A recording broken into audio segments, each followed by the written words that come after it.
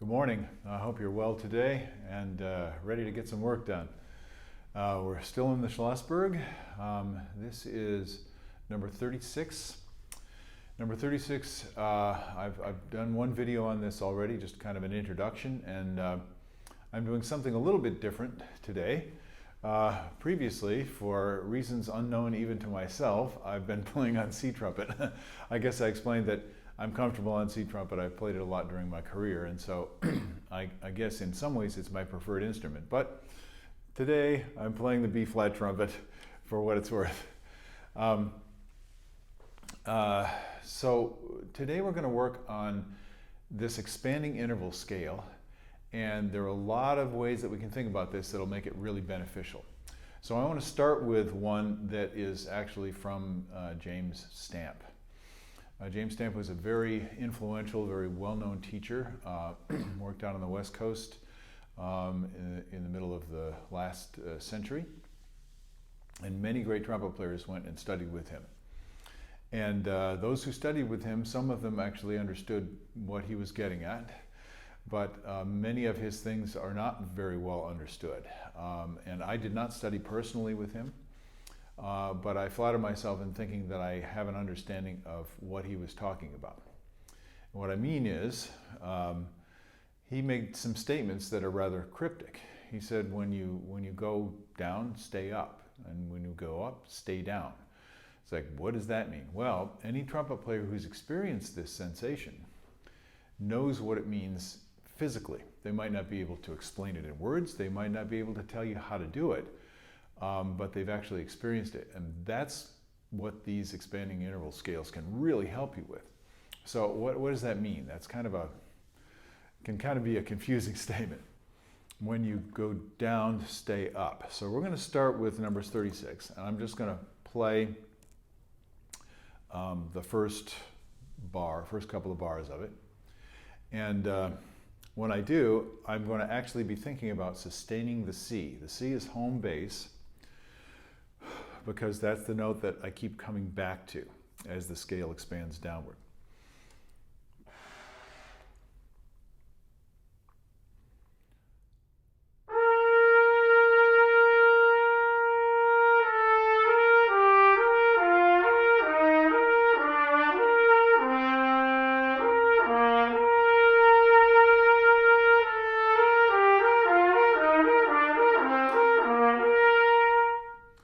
Okay, I need to get a little loosened up this morning. I'm kind of holding on to the notes. I'm trying to make them do what I want. I'm trying to make myself play in tune. It's not good. But that's okay. It'll get better if I just relax. So if I think about something simple, all I'm doing is sustaining the C.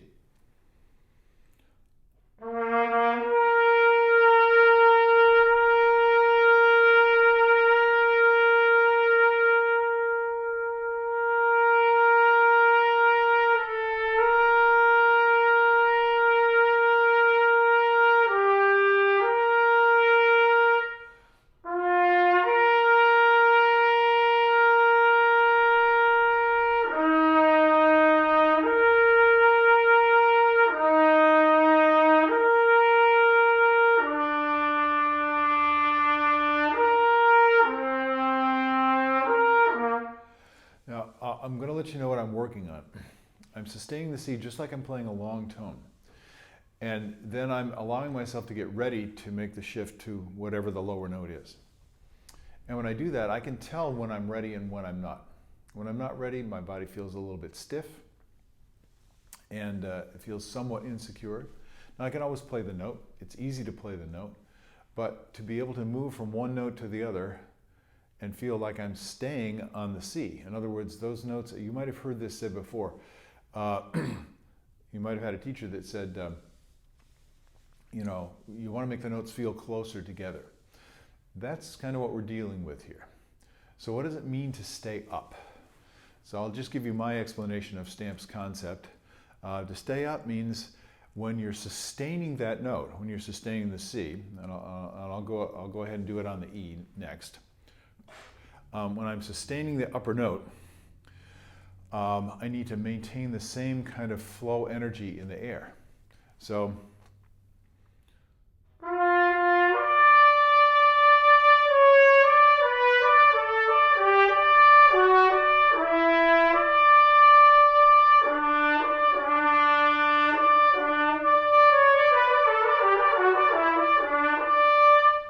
So I feel like that air is spinning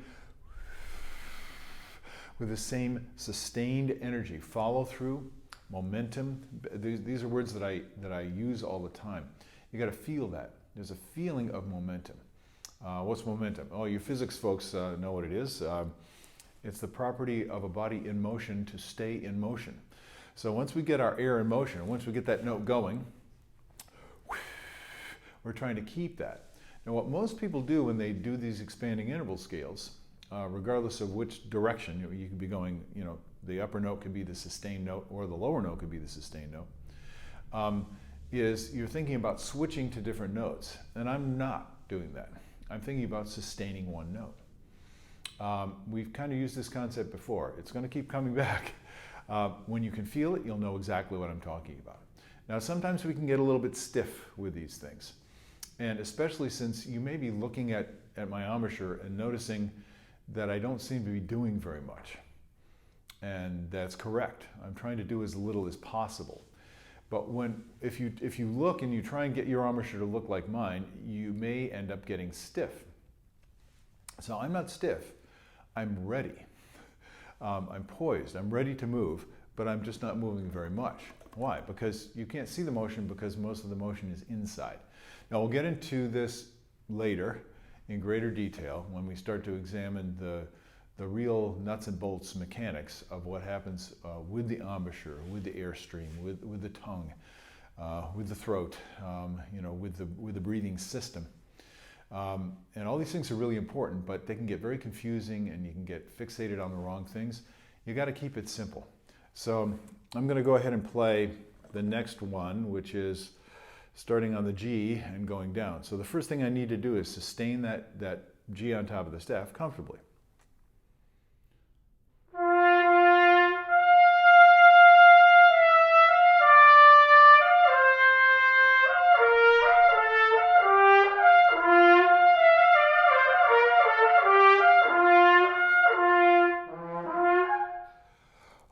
Okay, it's starting to feel a little bit looser now. I like that. Oh, but now we have to go to the high C.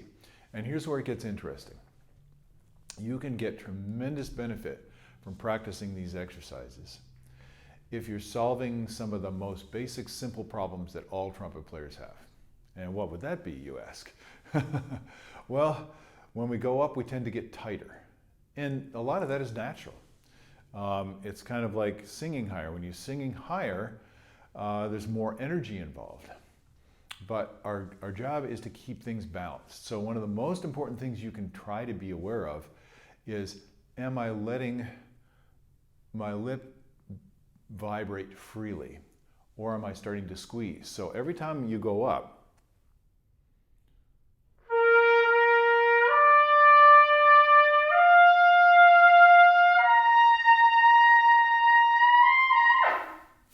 you could be starting to engage more, you will be starting to engage more muscle because the airflow becomes a little bit more energetic, right? And you'll feel the increase in the load on your system. But what you have to do is avoid squeezing the aperture. So instead of you're so what I'm actually trying to do is allow that air to pass more freely. The higher you go, the less air it takes. And if you try and push too much air through that opening, then your lip will automatically resist and get tighter, and now it won't vibrate as freely. And if you're a diligent musician, you'll hear the fact that the note is getting choked off a little bit, and your body will automatically react by pushing the air harder. So what we're trying to do is learn how to, it's difficult to describe, learn how to float the sound. It's like when you listen to a great singer, there are lyric tenors, for example, a lyric style of voice, and dramatic tenors. And the main difference is a lyric tenor knows how to float. And a dramatic tenor, if they're a good singer, they know how to do that too, but they also know how to create the sensation of power and weight in their voice without forcing the voice. So on the trumpet, we're trying to do both those things. And a great way to do it is start to change dynamics. I showed you a little bit this in the last video.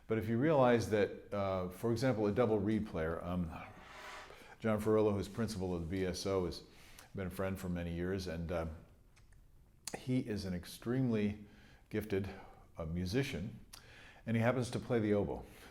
And the oboe is a very difficult instrument, and one of the characteristics of it is it's a double reed. So if you look at an oboe reed, you just think about that, picture it, go online if you've never seen one before, look at what a reed looks like, and you'll see an opening in the end of that reed. If you look at the end of the opening of the reed, you see an opening, and that's very, very similar to the opening in our lips. And it works in a similar way. Now, of course, we're vibrating tissue, right? We're vibrating the cells of our body. And the oboe player is trying to initiate the vibration in that very precisely designed and crafted thin bit of cane, and that cane starts to vibrate as the air passes through. I'm going to show you some demos on this later on. It's very, very interesting. If you're an oboist, please investigate John's book on reed making. I think you'll find it extremely valuable. And I'm happy to say I took the pictures for the book for what it's worth. So, but that idea of a reed, this is why I'm talking about this. If you look at the reed, you see the reed doesn't change. Now, the way the player supports the reed with their lip changes. They're bringing different kinds and different amounts of support to the reed. The way they bring the air to the reed changes. They'll bring a greater intensity of energy to the air, or a greater flow of air to the reed in order to keep it vibrating. So if you think that the lip is not a reed, but if you think that it's similar in the sense that it doesn't change, now you're starting to get the picture. So this is a partial explanation for why you don't see a lot of change as I'm playing, because I've cultivated this. Now, if you're doing this,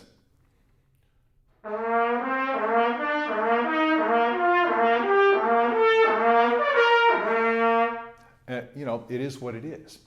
Don't force yourself to become static. What I'm doing is not static at all. It's stable. That's different than static. Static is like fixed and rigid. Don't do that with your embouchure. Stable is like riding a surfboard. Stable is a bird, you know, a seagull floating on the air. That's stable. And it's a beautiful thing. And that's actually what you're trying to do with your embouchure. And it's tricky. So these exercises can be really, really beneficial to do that. I'm going to play a couple of other variations. He goes to different kinds of articulation, suggests that you do triple tonguing.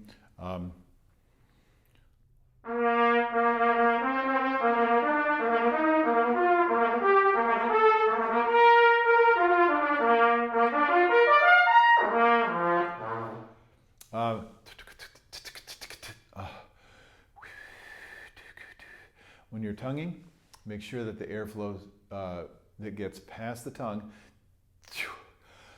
is exactly the same flow energy, exactly the same focus as when you're sustaining the note. If it's not, work on that. You'll get better at it, and you'll learn how simple it is when your tongue starts to cooperate with that instead of blocking the air. Now, we do stop the air, but when we get out of the way, we need to release that. So this is going to be a big area of practice for you. And then you can do double tongue.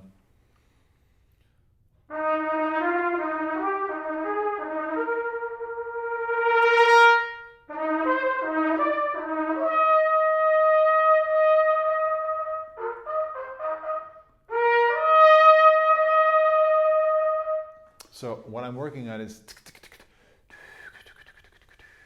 keeping unrestricted air. And what I just did,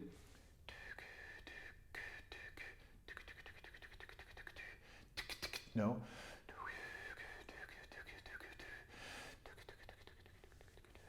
So the air is very, very free to flow. That's the essential skill for multiple tongue, for any kind of articulation.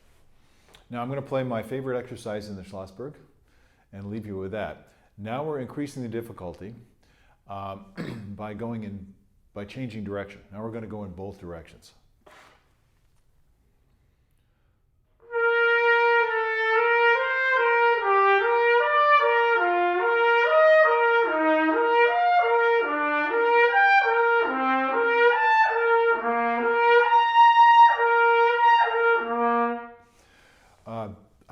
exercise. Why? That's a good question. You know, I haven't thought about this recently. I like it because it challenges my sense of balance. It challenges a lot of things, and it gives me a chance to work on a lot of different things. Now, I'll go through that. I'll do K articulation. I might even try and flutter tongue it. I'll do all different styles of T articulation. I'll play it at different dynamics, and I'll play it very slowly. And I'll play it in different rhythms, as I showed you before.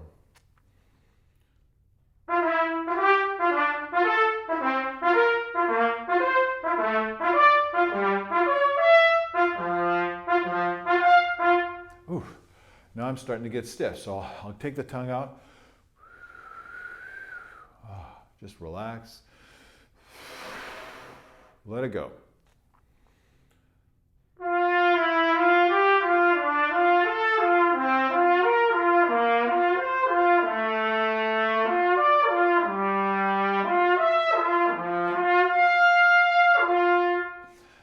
Now I sustained the notes.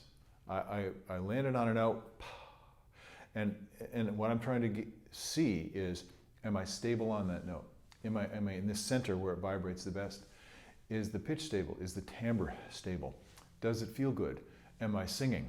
Am I playing a song, basically, when I'm playing these notes? It's not an exercise. It's a song. So keep it that way. There's so much that you can do with these exercises, and playing them over the entire dynamic range. I'll give you another example.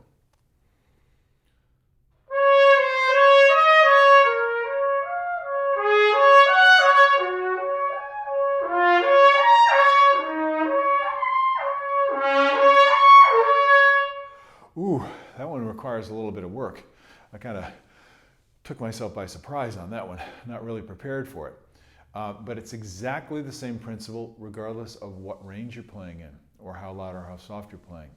And so start where it's comfortable, start where you have control, start where it's enjoyable, enjoy your sound, enjoy the feeling of the breath flow, enjoy the sense of balance and response in your embouchure.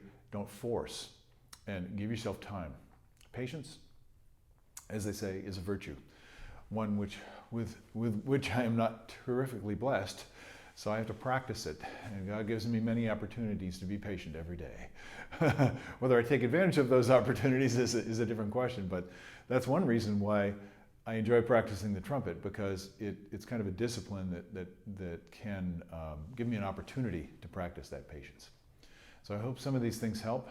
I've got a teacher lesson shortly. So I hope you will join me for another short lesson on Schlossberg later on at some point. Have a great day. Enjoy your practice. I'll see you later. Bye-bye.